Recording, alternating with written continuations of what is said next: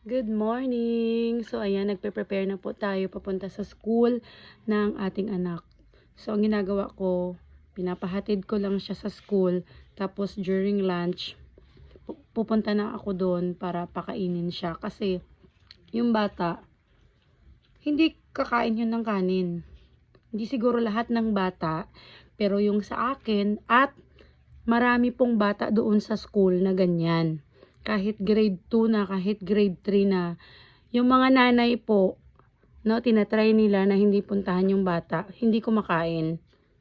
So, sino ang magsasuffer? Yung bata at saka yung nanay. Kasi pag nagkasakit, di po ba? Salamat dun sa mga nagbigay ng advice sa akin dati na, hayaan mo lang siya dyan, kakain lang yan pag nagutom. I take it. Actually, tinake ko po yung mga advice na yan. With due respect doon sa mga nagbigay sa akin ng advice. Pero hindi po talaga siya nag-work sa anak ko. So, thank you sa mga nagbigay ng advice sa akin dati na hayaan mo lang, kakain lang yan pag nagutom na, ganun. At his age dati, nung 1 to 3 years old siya, palakain yung anak ko. Pero after that, nag-iba na yung appetite niya. Maraming factor, no? Pero hindi naman kami nag-change ng milk. Katulad yan, may Nido 1, Nido 1 plus, Nido 3 plus, di ba? Ganun. So, ganun lang yung milk namin. Nag-upgrade. Pero hindi kami nag-change. Pero ganun pa rin. Ganun pa rin naman yung mga kinakain namin sa bahay. So, ibig sabihin, nakikita niya na nagugulay kami. Pero yung bata, normally, ganun talaga. No, mayroon talagang batang picky eater. Hindi yun kasalanan ng magulang. Na ano lang ako kasi laging kasalanan na lang ng magulang. Yung magulang, may mga magulang na hindi rin inaasikaso yung anak, hinahayaan lang. Pero may mga magulang po na nag-aasikaso talaga ng kanilang mga anak. So, I take that chance before, yung mga nagbigay sa akin ng advice na, hayaan mo lang kakain din yan pag nagutom. Sobrang payat ng anak ko talaga dati. Sobrang payat.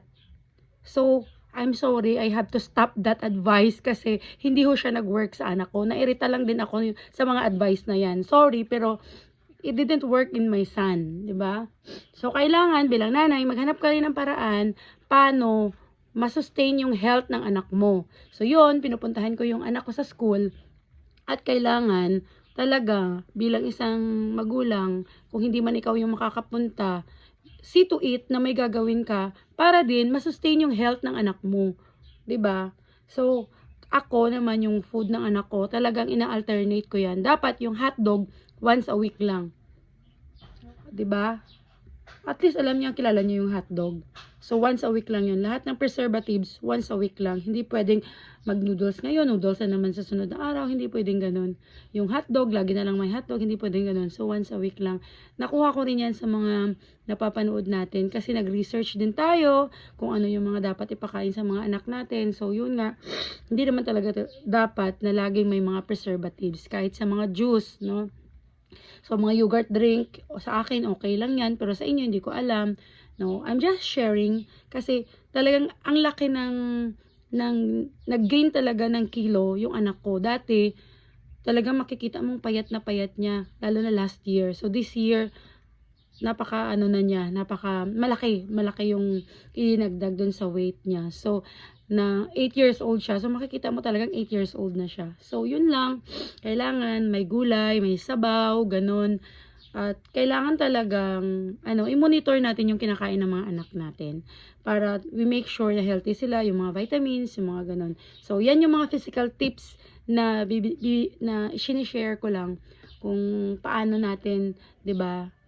Alam ko naman, alam nyo yan. Pero, we have to put a little effort, kung baga pa extra mile bilang isang nanay, to make sure na nakukuha ng ating mga anak yung tamang nutrition para sa kanila. Katulad din natin, di ba? So, kumakain tayo ng gulay. So, yun lang po. God bless everyone, and may we continue to spread love, kindness, di ba? And be forgiving to everyone. Be kind. God bless everyone.